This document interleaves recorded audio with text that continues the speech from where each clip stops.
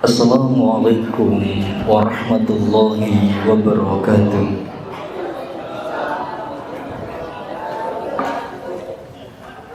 Innal hamdalillah nahmaduhu wa nasta'inuhu wa nastaghfiruh wa na'udzu billahi min sururi anfusina wa min sayyiati a'malina. من يهدي الله فلا مضل له ومن يضلل فلا هادي له أشهد أن لا إله إلا الله وحده لا شريك له وأشهد أن محمدا عبده ورسوله لا نبي بعده اللهم صل على محمد وعلى آل سيدنا محمد لا حول ولا قوة إلا بالله أما بعد فيا أيها الحذرون اتقوا الله كما قال تعالى في القرآن العظيم يا أيها الذين آمنوا اتقوا الله حق تقاته ولا تموتن إلا وأنتم مسلمون وقال يا أيها الذين آمنوا اتقوا الله وقولوا قولا سديدا يصلح لكم أعمالكم ويغفر لكم ذنوبكم ومن يطع الله ورسوله فقد فاز فوزا عظيما وقال النبي اتق الله حيثما كنت واتبع السيئة الحسنة تمحوها وخلق الناس بخلق حسن اللهم لا سهل إلا ما جعلته سهلا وأنت تجعل الحزن إذا شئت سهلا. Hadirin sekalian, jamaah kajian pendopo dakwah Masjid Madya Mangunkerto Semarang yang semoga semuanya mendapatkan rahmat dari Allah Subhanahu wa taala. Puji syukur kita panjatkan kehadirat Allah atas seluruh nikmat yang Allah karuniakan kepada kita. Adalah nikmat yang banyak sekali menghajatkan agar kita mensyukurinya. Nikmat-nikmat yang besar sekali dianugerahkan kepada kita. Yang bentuk rasa syukur itu tentu kita bersyukurkannya dalam hati, juga syukur dengan lisan kita. Terlebih adalah ketika kita bersyukur, kita ejawantahkan, kita realisasikan di dalam kehidupan nyata kita. Kita jadikan setiap nikmat menjadi energi taat kepada Allah Subhanahu wa taala, agar kita semakin bertambah dekat kedudukannya di sisi Allah Subhanahu wa taala. Hadirin sekalian yang dirahmati oleh Allah, dan di antara nikmat yang tidak bisa kita pungkiri saat ini adalah nikmat hidup. Yang ini sering saya sampaikan di setiap pertemuan. Mengapa sampai saat ini kita masih hidup? Pertanyaan ini dijawab oleh Imam Al-Ghazali karena ternyata dosa kita masih banyak, dan Allah yang mencintai kita masih berikan kepada kita kesempatan untuk bertobat dari dosa-dosa itu, memperbaiki kekurangan-kekurangan yang kita miliki. Ini sejatinya yang mesti juga kita syukuri, karena kesempatan itu kadang tidak diberikan kepada yang lain. Meski sejatinya juga masih diberi dalam kondisi dosa yang banyak, tapi yang lain ada pula yang langsung dihentikan nikmatnya, yakni nikmat hidup. Karena betapa banyak di antara saudara-saudara kita, apalagi semacam orang seperti saya yang sudah bukan orang muda lagi, maka banyak di antara saudara-saudara kita yang ternyata lebih dahului untuk dipanggil oleh Allah. Yang mungkin kemarin sekolahnya bareng, kerjanya bareng, dolannya bareng ya. Bahkan belum lama ini kita sambil ngobrol bercanda saling WA-an di grup tapi baru-baru ini mendapatkan kabar dia telah dipanggil oleh Allah lebih dahulu. Maka nikmat hidup ini sesuatu yang harus kita syukuri, kita gunakan nikmat hidup. Yang mana tadi oleh Imam Al-Ghazali diberikan jawaban kenapa kita masih hidup, karena ternyata dosa kita masih banyak dan kita masih diberi kesempatan untuk mentaubati dosa-dosa itu. Oleh karena itu, hadirin sekalian, saya mengajak pada diri saya pribadi dan juga jemaah sekalian, usikum wa nafsi bitaqwallah, mewasiatkan pada diri dan juga jemaah sekalian, mari kita bertakwa kepada Allah, menjalankan perintah Allah meski mungkin yang kita jalankan itu terasa berat di dalam hati kita, dan menjauhi apa yang dilarang oleh Allah, meninggalkan apa yang dilarang oleh Allah, meski yang kita jauhi tersebut ternyata sesuatu yang kita gandrungi, sesuatu yang kita senangi. Hadirin sekalian yang dirahmati oleh Allah Subhanahu wa taala, bahkan di dalam sebuah perkataan seorang ulama, Abu Abdillah Ar-Zabadi, beliau mengatakan perihal takwa itu adalah kalian menjauhi apa-apa yang menjadikan kamu jauh dari Allah. Jadi bentuk-bentuk sehingga kita jauh dari Allah itu harus kita jauhi, kata beliau. Apa itu bentuk-bentuk yang bisa menjauhkan kita dari Allah? Ya, seluruh bentuk kemaksiatan, seluruh bentuk dosa-dosa. Itu adalah racun hati kita yang akan akhirnya menjadikan kita jauh dari Allah Subhanahu wa taala. Hadirin sekalian yang dirahmati oleh Allah Subhanahu wa taala, tentu kita saat ini sedang menginginkan diri kita itu apa? Pengennya kita mendapatkan ketenangan hati, ya, mendapatkan ketenangan kita itu pengennya. Dan di mana tuh letak ketenangan itu? Huwallazi anzala sakinata fi qulubil mu'min. Jadi memang ketenangan itu letaknya di dalam hati ini.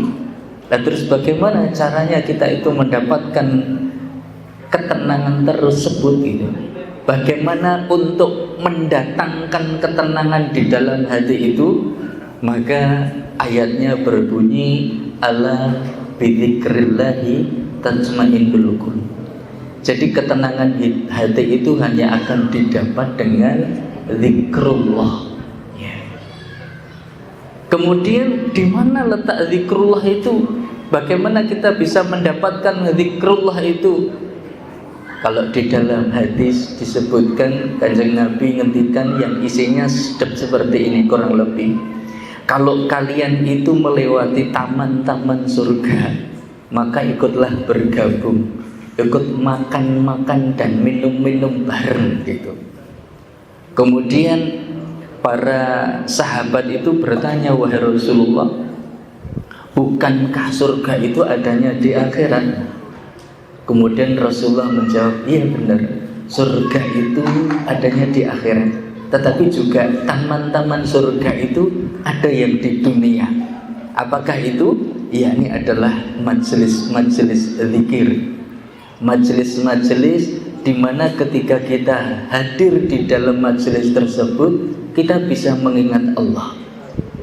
Atau kalau kita belum mampu mengingat Allah di dalam majelis tersebut, paling tidak silahkan jenengan duduk bersama orang yang ketika jenengan melihat orang tersebut, Anda mengingat Allah. Tentu jenengan pernah mengalami ketika jenengan melihat seseorang, itu yang ada di dalam hati jenengan langsung ingat Allah. Karena ada juga ketika jenengan ketemu orang, salah satu orang, kemudian yang diingat itu, ya Allah, aku jangan ketemu karo bocahku yang mesti tak dijak ngerumpi ngomong perkara iki perkara itu. Tapi begitu kita mungkin melihat salah satu orang atau seseorang, ya, ini dan dia itu biasanya bukan orang main-main. Ketika kita melihat saja, itu kita bisa mengingat Allah secara langsung gitu. Itu adalah orang yang istimewa, orang-orang yang semacam itu. Dan ini tidak setiap orang yang bisa seperti itu. Bersyukurlah ketika jenengan pernah mengalami dan bertemu dengan orang-orang yang seperti itu. Ketika kita melihat saja, kita langsung bisa mengingat Allah.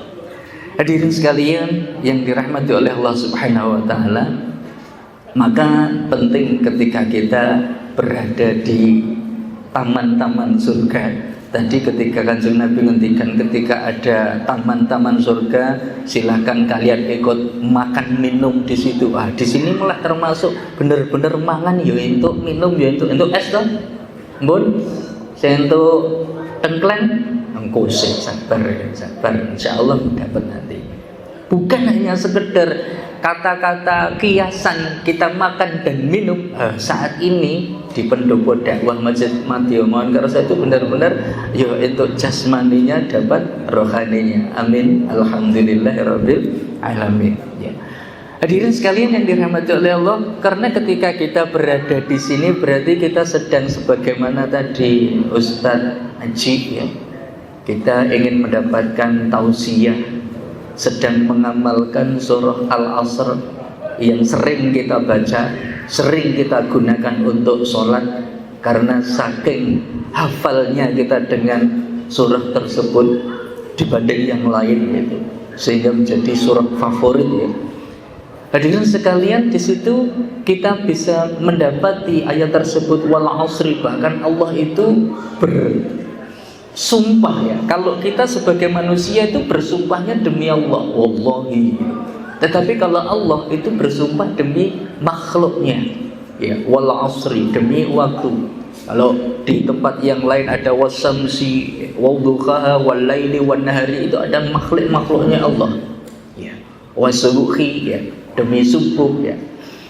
Tapi ini Allah di dalam surah Al-Asr memberikan sumpahnya demi waktu. Innal insana lafi khusrin, sudah diawali dengan sebuah sumpah, masih ditambah dengan inna, sesungguhnya bahwasanya manusia itu dalam kondisi merugi. Ini yang namanya menungsowi seperti itu, dalam kondisi merugi kalau menurut ayat tersebut. Innal insana lafi khusrin illalladzina amanu. Kalau kita yang jelas-jelas mengaku diri kita seorang yang bagian yang namanya manusia dan pasti merugi, illalladzi, kecuali yaitu alladzina amanu, orang-orang yang beriman. Kalau pengen kita tidak rugi, maka jadilah manusia yang beriman. Apakah cukup dengan beriman? Di dalam ayat tersebut tidak cukup kalau pengen terentaskan kerugian kita. Karena iman itu butuh konsekuensi. Konsekuensinya adalah amal soleh. Maka illalladzina amanu wa amilus soleh. Maka orang atau manusia yang beriman dan juga beramal soleh. Apakah cukup dengan iman dan amal soleh? Belum cukup. Butuh ada tambahan lagi, wa tawassaw bil haqq wa tawassaw bis sabr. Saling memberikan nasihat ya, tentang kebenaran dan juga kesabaran. Hadirin sekalian yang dirahmati oleh Allah, nasihat ya. Kata guru kami tentang nasihat itu bagaikan mutiara. Nasihat itu bagaikan mutiara. Kalau sebuah mutiara, saya tahu, kita semua tahu bahwa mutiara itu memiliki nilai yang tinggi ya. Mutiara ini mahal harganya. Sing seneng terutama mungkin ibu-ibu nih, karena itu bentuk perhiasan. Ibu-ibu, mbak-mbak itu suka dengan perhiasan. Mutiara itu memiliki nilai yang tinggi. Nah, nasihat itu bagaikan mutiara. Kalau kata guru saya seperti itu. Kalau diberikan dengan cara yang baik, ya. Kemudian mutiaranya tadi diberikan pada tempat yang baik, kemudian dikemas dengan bungkus yang baik, ya, dan dia yakin bahwa ini adalah mutiara yang memiliki nilai tinggi, ya, tadi kemudian diberikan kepada orang, maka orang pun juga yakin, oh iya, ini adalah mutiara yang memiliki nilai yang tinggi, dia bisa menerima. Itulah nasihat. Nih sebaliknya, kalau seandainya tadi yang mutiara padahal memiliki nilai yang tinggi, nilainya itu ya namanya mutiara punya nilai yang tinggi, tapi kalau cara memberikannya itu serampangan, diberikan dengan cara yang tidak baik, mungkin dibungkus ya dengan asal-asalan bungkusnya apa gitu.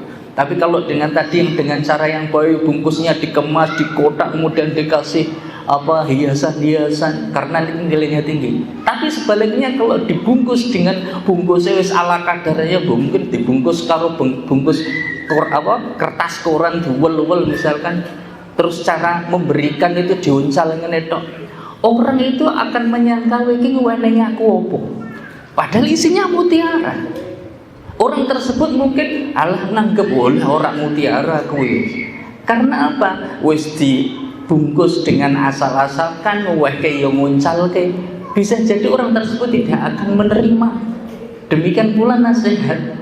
Kalau dikemas dengan cara asal-asalan, itu bisa jadi orang tidak menerima padahal itu nasihat gitu. Tapi ya tadi, ya kalau dikemas dengan yang baik, dibungkus dengan yang baik, cara memberikannya pun juga sopan baik, insya Allah dia akan menerima. Itu nasihatnya. Sebaliknya yang tadi. Hadirin sekalian yang dirahmati oleh Allah Subhanahu wa taala, pada kesempatan yang lalu ya, di beberapa berarti kajian yang lalu tentang orang yang baik atau orang yang zalim. Kemarin ada beberapa alasan kenapa seseorang itu tidak zalim, kenapa seseorang itu menjadi orang yang baik. Itu adalah karena ada keilmuan, karena ada pengetahuan yang menuntun setiap langkah orang tersebut, sehingga dia paham bahwa untuk menjadi orang lain, untuk menjadi orang yang baik itu tidak harus dengan mendolimi orang lain, tidak harus dengan menyakiti orang lain. Ya. Kemarin seperti itu ada poin-poin kenapa kita menjadi orang baik, kenapa kita menjadi orang yang tidak zalim. Salah satunya poin tersebut adalah orang yang dia itu memiliki keilmuan, memiliki pengetahuan. Ya, ini yang menuntun setiap langkah kehidupannya. Dia paham betul bahwa untuk menjadi orang baik itu tidak harus dengan cara mendolimi sesamanya, tidak harus dengan cara menyakiti, menginjak yang lainnya. Nah, pemahaman itu lahir karena dia memiliki ilmu yang menuntun kehidupannya tadi. Dan ilmu itu akan sering kita dapatkan ketika kita menghadiri majelis-majelis ilmu semacam ini.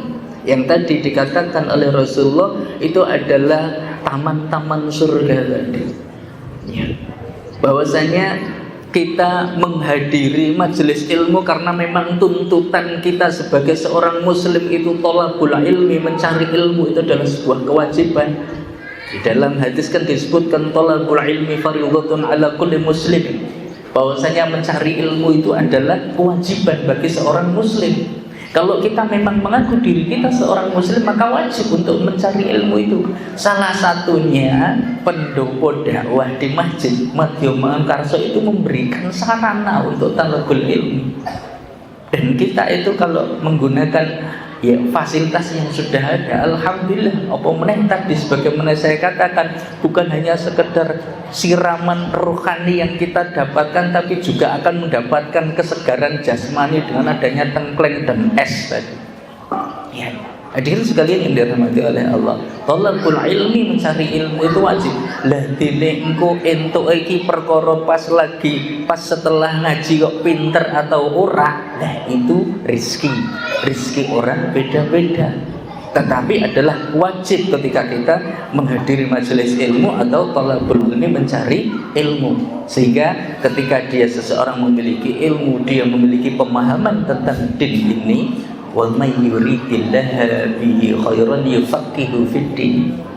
Barang siapa seseorang itu dikehendaki oleh Allah kebaikan, ya, yufaqihu fid-din, maka dia akan difaqihkan di dalam agamanya. Kanjeng Nabi ngendikan seperti itu. Jadi ketika kita menghadiri majelis ilmu, yang ini merupakan kewajiban kita sebagai seorang muslim, kemudian Allah memberikan rizki kepada kita, faqih, faham tentang agama, itulah sejatinya kita sedang diberikan Allah menghendaki kita menjadi baik. Tetapi hadirin sekalian yang dirahmati oleh Allah, tetap waspada. Sebagaimana guru-guru kami memberikan nasihat tentang hal ini. Berhati-hatilah ketika Anda sudah berilmu. Ya. Memang tadi kita itu untuk mencari ilmu wajib. Ya. Seorang muslim harus mencari ilmu, dan adalah kita ketika paham sebuah ilmu itu adalah berarti Allah menghendaki kita menjadi orang yang baik. Tetapi juga tidak cukup seperti itu. Sebagaimana tadi yang saya sampaikan, ini adalah nasihat dari guru kami, dan ini penting juga untuk diri saya pribadi dan pada siapapun. Berhati-hatilah ketika Anda sudah berilmu. Karena apa? Karena Anda ketika Anda sudah berilmu, maka akan ada kecenderungan untuk meremehkan orang yang belum berilmu.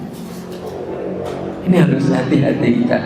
Ketika kita sudah memiliki ilmu, maka akan ada kecenderungan jenengan akan meremehkan orang yang tidak berilmu atau yang belum berilmu. Ini harus waspada kita. Nah, seperti ini bahaya. Makanya ini adalah sebuah godaan bagi orang yang berilmu. Ya. Karena guru kami seperti itu. Berhati-hatilah ketika Anda sudah berilmu, karena Anda akan memiliki kecenderungan meremehkan kepada orang yang belum berilmu atau yang tidak berilmu, dan juga akan menjelek-jelekkan orang alim lainnya. Ini waspada. Sudah terjadi banyak di sekitar kita. Jenengan bisa melihat YouTube bagaimana ustadz ini menyerang ustadz yang lainnya, ustadz ini menjelek-jelekkan yang lainnya. Hati-hati, waspada. Ini pesan guru kami seperti itu, bahwasanya kita harus waspada dan hati-hati. Ketika kita sudah memiliki ilmu, maka jangan sampai kita ikut-ikutan meremehkan orang lain yang belum berilmu atau yang tidak berilmu.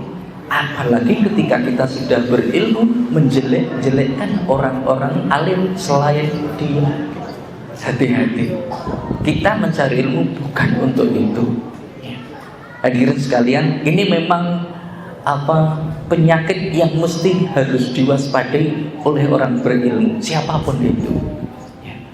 Hadirin sekalian yang dirahmati oleh Allah Subhanahu wa taala, saat ini kita masih berada di bulan Dzulhijjah, dan salah satu buktinya Pak Hendri tadi membuat tengkleng ya.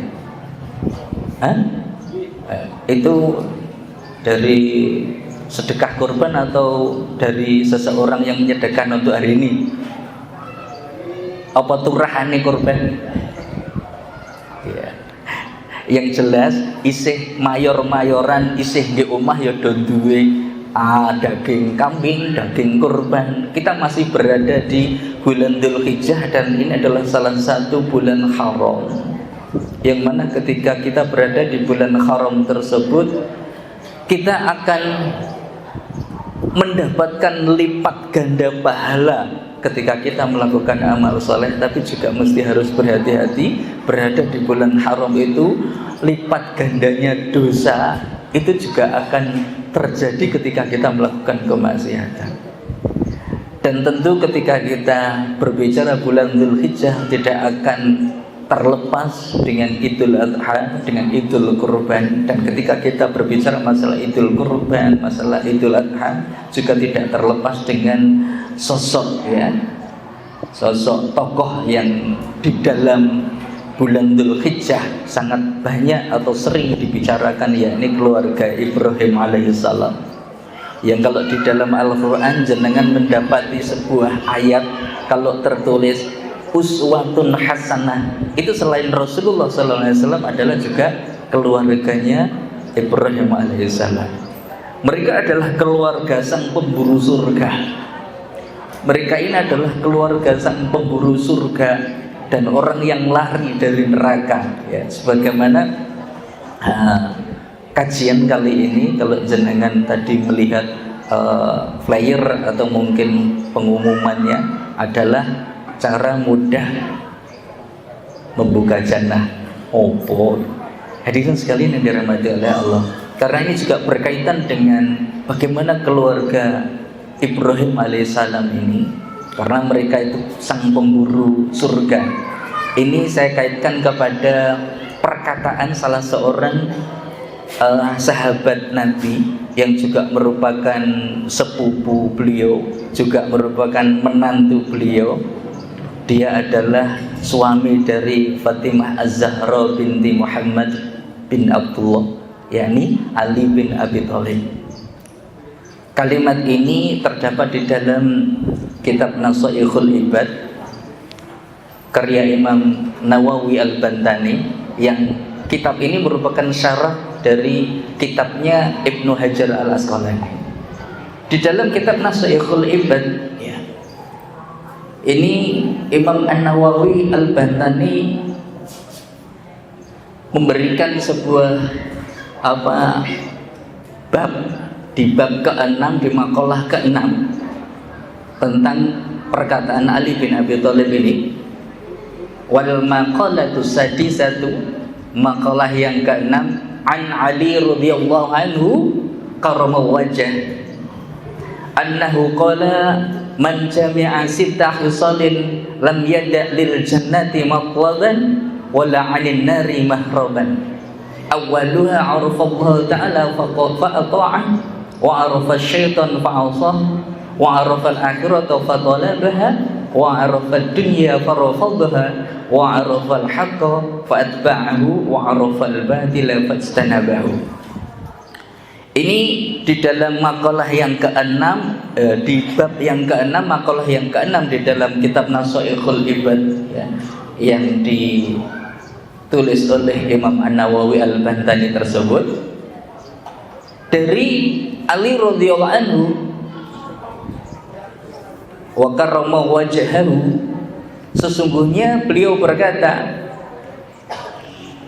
man jama'a sittata hisalin, barang siapa yang mengumpulkan 6 perkara, lam yada', maka dia tidak akan meninggalkan.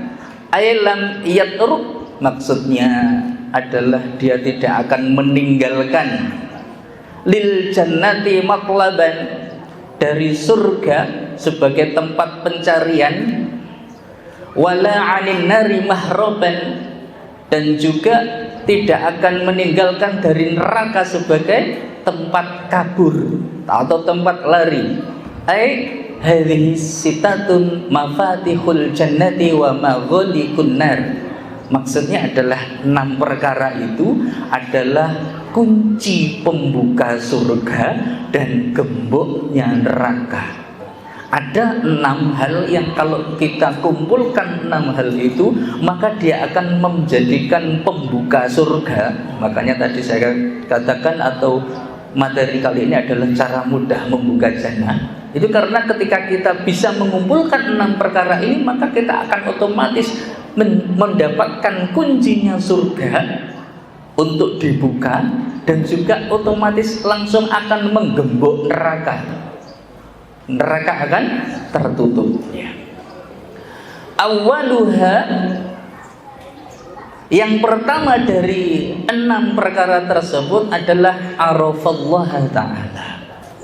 Jadi yang pertama dari 6 yang akan disampaikan oleh Ali bin Abi Thalib ini, yang merupakan pemburu surga atau orang yang lari dari neraka, atau bagaimana agar kita bisa membuka surga dan bisa menutup neraka itu, yang pertama adalah arafallaha ta'ala bi annahu khaliquhu wa raziquhu wa muhyihi wa mumituhu. Yakni pertama adalah mengetahui Allah, siapakah itu Allah ya. Adalah Allah itu zat yang menciptakan kita semua ini. Allah itu adalah zat yang menghidupkan kita, Allah yang mematikan kita, Allah yang memberikan rizki kepada kita semua. Yakni arafallah, kita ma'rifatullah, mengenal tentang Allah. Setelah kita ma'rifatullah, mengetahui tentang Allah, fa'ata'ahu, kata Ali bin Abi Thalib, Ai fawafaqahu fi awamirihi. Setelah kita mengetahui bahwasanya Allah adalah zat yang menciptakan kita, zat yang memberikan rizki kepada kita, yang mematikan dan juga menghidupkan, ya. Setelah kita mengetahui fa'ata'ahu, maka kita disuruh untuk taat kepada Allah tersebut. Yakni maksudnya adalah setuju dengan perintah-perintahnya, ya. Kita taat atas perintah-perintah Allah. Karena hadirin sekalian yang dirahmati oleh Allah, yang pertama ini betapa banyak orang yang dia mengaku ma'rifatullah, tahu tentang Allah, mengenal tentang Allah, tapi ternyata untuk mentaati Allah masih enggan atau masih bermalas-malasan. Ini adalah perkara yang pertama yang disampaikan oleh Ali bin Abi Thalib dari 6 hal yang bisa menjadikan kita memiliki kunci membuka jannah dan mendapatkan menggembok neraka. Kemudian yang kedua, wa'arafa syaitan, ya. Yang kedua adalah mengenal setan, ya. Mengetahui siapa itu setan. Oleh Imam An-Nawawi, beliau memberikan keterangan bi annahu aduwwuhu, ya, bahwa sesungguhnya setan itu adalah musuhnya gitu. Ya, kita harus, kalau mengetahui bahwa setan itu adalah musuh, ya harus benar-benar kita jadikan musuh, ya. Jangan sampai yang namanya musuh malah kita jadikan teman, ya. Wa arafa syaitana bi annahu aduwwuhu, ya.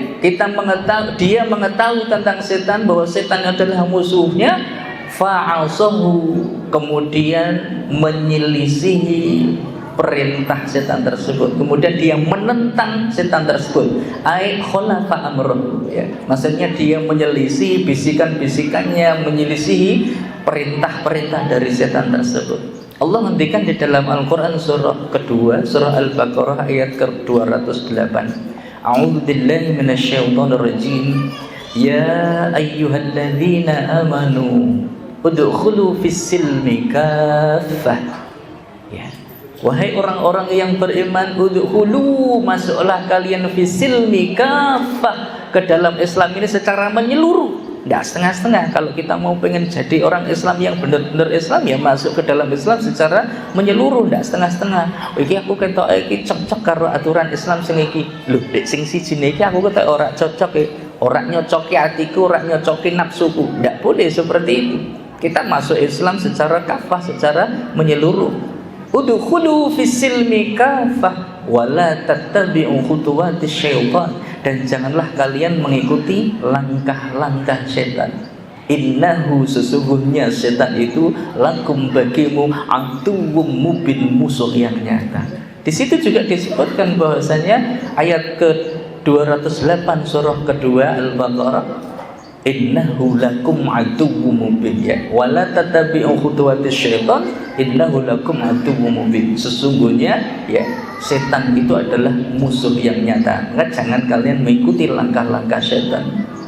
Karena hadirin sekalian yang dirahmati oleh Allah, betapa banyak saat ini, ya, orang yang lisannya mengetahui atau lisannya bilang kalau dia itu musuhnya setan, tetapi ternyata di belakang dia masih menjadi temannya. Bisikan-bisikannya, perintah-perintah setan masih dilakukan, ya. Maka dari itu hadirin sekalian, yang pertama adalah arafallah, mengenal Allah, kemudian taat, kemudian wa'arafa syaitan, mengetahui tentang setan. Setan itu siapa? Musuh, ya harus kita selisih perintahnya. Kemudian yang ketiga, wa'arafal akhirata, yakni adalah mengetahui tentang akhirat, ya, bi annaha darul baqa. Apa itu akhirat? Disebutkan di dalam kitab tersebut bahwasanya akhirat itu adalah tempat yang kekal, ya. Akhirat itu adalah tempat yang kekal.